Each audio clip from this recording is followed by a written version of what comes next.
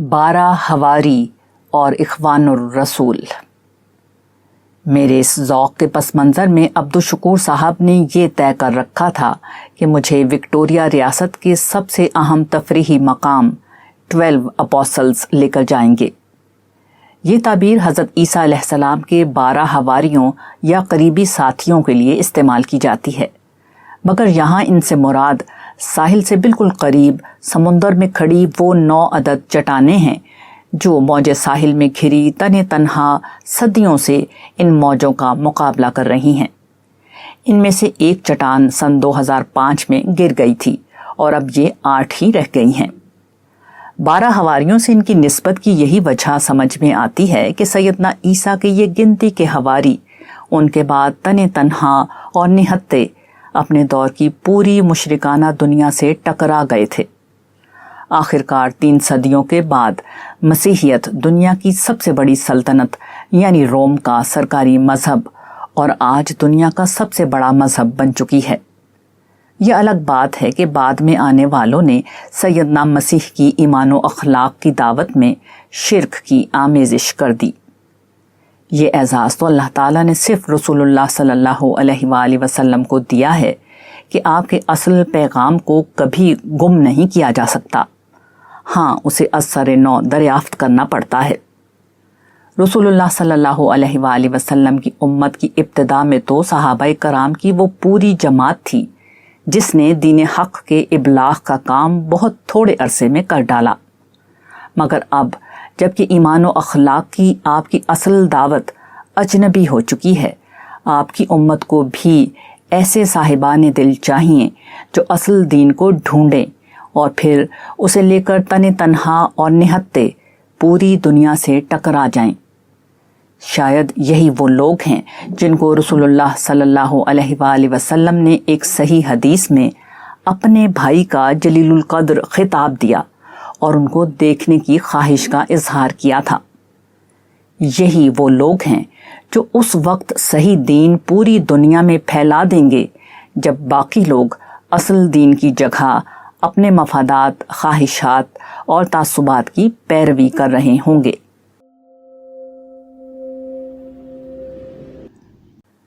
Great ocean road. میں پچھلی رات سفر کی وجہ سے سو نہیں سکا تھا۔ عبدالشکور صاحب کو کچھ تردد تھا کہ آیا میں دن بھر کے اس طویل سفر کے لیے تیار ہوں۔ اس رات بھی سوتے سوتے 12 بج گئے اور پھر فجر قریبی مسجد میں ادا کرنے کے لیے 5 بجے اٹھ گئے تھے، مگر چونکہ میلبرن میں میرا قیام بہت کم تھا اس لیے میں تکان کے باوجود چلنے کے لیے بالکل تیار تھا۔ ناشتے کے بعد ہم روانہ ہوئے۔ کل کے ساتھی یعنی الیاس صاحب اور عظیم صاحب ہمارے ہمراہ تھے، جبکہ طاہر صاحب نہیں آ سکے تھے۔ عبدالشکور صاحب نے بتایا کہ آسٹریلیا کے لوگوں کے لیے یہ جگہ دنیا کا 8واں عجوبہ تھی۔ اس عجوبے تک جانے کا راستہ یعنی گریٹ اوشن روڈ یا عظیم سمندری سڑک بھی بلا شبہ دنیا کے خوبصورت ترین راستوں میں سے ایک تھا۔ زندگی کے سفر میں بعض اوقات منزل سے زیادہ راستہ خوبصورت ہوتا ہے۔ اس راستے کی مثال ایسی ہی تھی۔ اس 6 گھنٹے کے راستے میں اتنے خوبصورت مناظر ساتھ ساتھ رہے کہ آنکھوں کی بینائی اور خدا کی سنائی دونوں پر خدا کی حمد کرتے رہے۔ خدا کی جنت بھی ایسی ہی جگہ ہوگی۔ اہل جنت جنت میں سویا نہیں کریں گے۔ اس کی ایک وجہ تو یہ ہے کہ انہیں کبھی کوئی تکان لاحق نہیں ہوگی کہ اسے مٹانے کے لیے انہیں سونا پڑے، مگر دوسری حقیقت مجھ پر اس وقت واضح ہوئی جب راستے میں عبدالشکور صاحب نے مجھ سے نیند پوری کرنے کے لیے کہا۔ میں نے کچھ دیر آنکھیں بند کی اور پھر عرض کیا کہ یہاں کی خوبصورتی مجھے سونے کی اجازت نہیں دے رہی۔ جنت واقعی ایسی جگہ ہوگی کہ جہاں کی خوبصورتی انسان کو سونے اور آرام کرنے حتیٰ کہ آنکھیں بند کرنے کی اجازت بھی نہیں دے گی۔ فضا انتہائی شفاف اور بے آمیز تھی۔ اوپر نیلا آسمان اور اس پر جگہ جگہ تیرتے سفید بادل، پھر نیچے کے مناظر وقفے وقفے سے بدل رہے تھے۔ راستے میں جگہ جگہ گھاس کے وسیع و عریض میدان آئے۔ ان پر چلتی اور چرتی ہوئی سفید بھیڑوں کو دور سے دیکھ کر ایسا لگتا تھا کہ گویا سبز مخملی چادر پر سفید موتی جڑے ہوئے ہیں۔ یہ بھیڑیں ان لوگوں کی ملکیت تھیں جو ان وسیع و عریض میدانوں کے پاس تنے تنہا گھر بنا کر وہاں رہتے تھے۔ مقامی حکومت ہر گھر کے لیے انفراسٹرکچر کی تمام ضروری سہولیات مہیا کرتی تھی۔ ان میدانوں میں جگہ جگہ ایک قطار کی شکل میں لگے ہوئے درخت غالباً مختلف مالکوں کے علاقوں کی حد بندیوں کا کام کرتے تھے۔ اس راستے کا ایک حصہ وہ تھا جو جنگل کے بیچ میں سے گزرتا تھا۔ گھنے درختوں کے بیچ سے گزرتی سیاہ تارکول سڑک کی اپنی بڑی خوبصورتی ہوتی ہے، تاہم اس راستے کی اصل وجہ شہرت اور اس کا سب سے خوبصورت نظارہ سبز پہاڑی راستے کے ساتھ ساتھ نیلے سمندر کا وہ خوبصورت منظر تھا جو دیکھنے والوں کی نگاہوں کو جکڑ لیتا تھا۔ ہمیں لینڈ سلائیڈنگ کی وجہ سے کچھ حصہ بند ملا، مگر جو دیکھا وہ بہت خوب تھا۔ اسی راستے کی وجہ سے اسے گریٹ اوشن روڈ کہا جاتا تھا۔ یہ سمندر دراصل بحر جنوبی یا ساؤتھ اوشن تھا۔ دنیا میں 5 بڑے سمندر ہیں، جن میں سے 3 بہت مشہور ہیں، یعنی بحر الکاہل پیسیفک، بحر اوقیانوس اٹلانٹک اور بحر ہند یعنی انڈین اوشن۔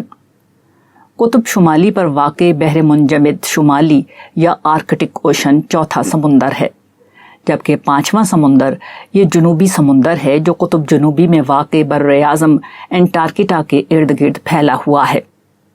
انٹارکٹا کے ارد گرد یہ جمع ہوا ہے، مگر اس کے بعد ہی عام پانی کی طرح ہی بن جاتا ہے۔ یہ سمندر آسٹریلیا کے جنوبی حصے میں واقع ریاست وکٹوریا سے بھی ملتا ہے، جس میں ہم سفر کر رہے تھے۔ تاہم اس کا پانی بہت سرد تھا، ہوا بھی ٹھنڈی تھی۔ سرد ہوا کی وجہ سے ساحل خالی پڑا ہوا تھا۔ یہ ساحل شاید موسم گرما کے شباب میں آباد ہوتے ہوں گے۔ یہ میرے لیے بہت غنیمت تھا کہ اس طرح میں اس ساحل اور اس کے خوبصورت مناظر کو دیکھ پایا، ورنہ مجھے یقین ہے کہ موسم گرما کے شباب میں یہاں کی پرشباب سرگرمیوں کی بنا پر میرے میزبان مجھے دور ہی سے ساحل دکھاتے اور یہ کہہ کر آگے بڑھ جاتے کہ یہ کوئی خاص جگہ نہیں ہے۔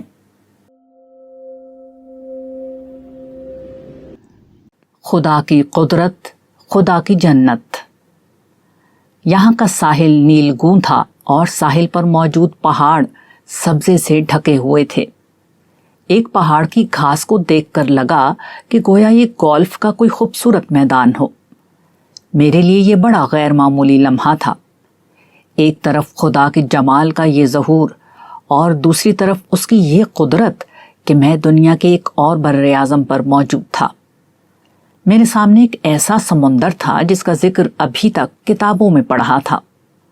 وہ سمندر جو ایک طرف زمین کے کنارے یعنی قطب جنوبی پر جمع ہوا تھا اور اس جگہ سرکشی کے ساتھ موجیں مار رہا تھا۔ کتنا عجیب اور بے مثل ہے وہ خدا جس نے یہ سب کچھ بنایا ہے۔ میں نے ایک نظر نیلگوں آسمان اور اس پر تیرتے بادلوں کے ہجوم اور ان سے چھنتی سورج کی روشنی کو دیکھا۔ یہ وسیع و عریض کائنات اپنی نوعیت کے لحاظ سے ایک جہنم ہے۔ یہاں سرد و تاریک خلا ہیں، بے آب و گیا چٹانیں ہیں، آگ کی طرح دہکتے ستارے ہیں، زہریلی گیسوں کا مسکن سیارے ہیں۔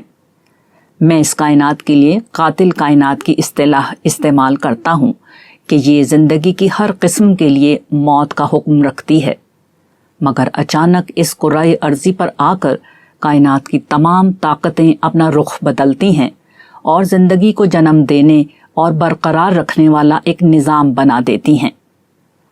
آگ کا گولا یعنی سورج اپنی قہر سامانی کو بھول کر روشنی اور حرارت کا ماخذ بن جاتا ہے۔ زہریلی گیسیں آپس میں مل کر فضائے لطیف بنا دیتی ہیں۔ دن اور رات کا متوازن سلسلہ شروع ہو جاتا ہے، موسم آنے جانے لگتے ہیں، درجہ حرارت بالکل معتدل ہو جاتا ہے، ہر چیز ویسی ہی ہو جاتی ہے جیسا اسے ہونا چاہیے۔ پھر انسان کے لیے یہ اس کی ضروریات ہی نہیں، ذوق کی تکمیل کا ذریعہ بھی بن جاتی ہے۔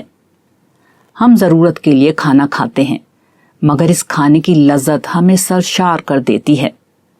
ہم زندگی کے لیے سانس لیتے ہیں، مگر کیسی لطیف خوشبوئیں ہمارے وجود کو معطر کر دیتی ہیں۔